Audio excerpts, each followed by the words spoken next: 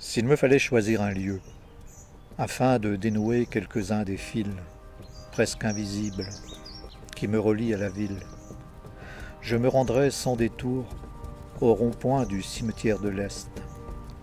Je laisserais derrière moi le marbrier, les dalles, les fleurs, le café jaune très animé, où nombreux sont ceux qui s'installent en terrasse sous les auvents pour y déguster huîtres, muscadets, grimbergen et autres délices, le matin, avant ou après la visite aux morts. Je laisserai de même l'écrivain Henri Thomas, l'auteur de La Nuit de Londres et du Promontoire, dormir en paix derrière les murs de schiste rouge et remonterais au ralenti la rue Auguste-Pavie. Celle-ci mène droit à la zone industrielle, mais avant d'y parvenir, il n'est pas inutile de faire halte en haut d'un frêle monticule qui ne paie pas de mine, qu'on hésite à appeler pont, ce qu'il est pourtant, et qui surplombe une petite voie de chemin de fer. Le vent s'y promène à son aise. L'hiver, le givre se colle au bitume. L'été, c'est le soleil qui le tame, faisant fondre par plaques le goudron pour souffler. L'endroit est à découvert.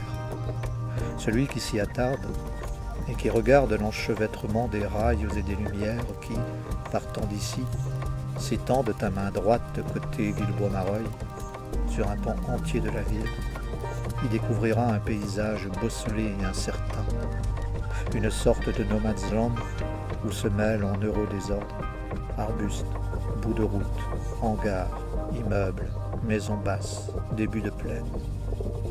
Je fus un temps celui qui s'attardait là. Je n'y restais pas plus de 2 ou 3 minutes, à chaque fois au point de l'aube, avant de poursuivre ma route, de passer devant le vieux bâtiment que les cheminots nomment la Feuille, en référence à la feuille de présence que tous venaient signer ici, et de prendre la rue des Veillettes où je devais, comme les autres, comme les 29 000 salariés de la zone, m'en aller pointer.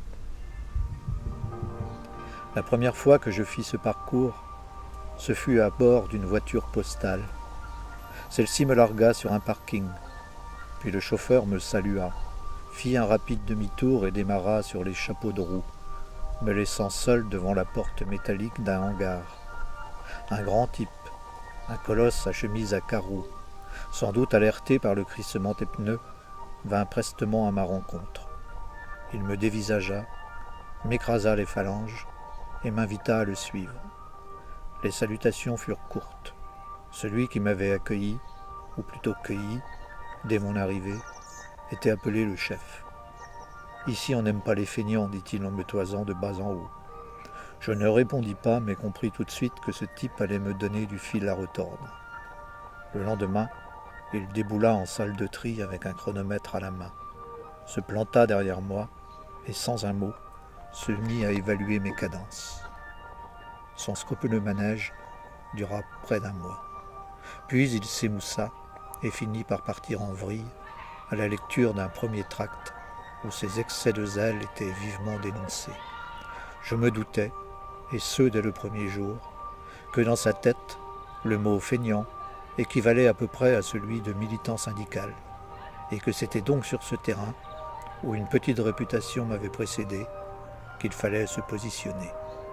Dès qu'il remisa son chrono au placard, je pus me libérer l'esprit et commencer enfin à arpenter Rennes avec des idées de flânerie en tête.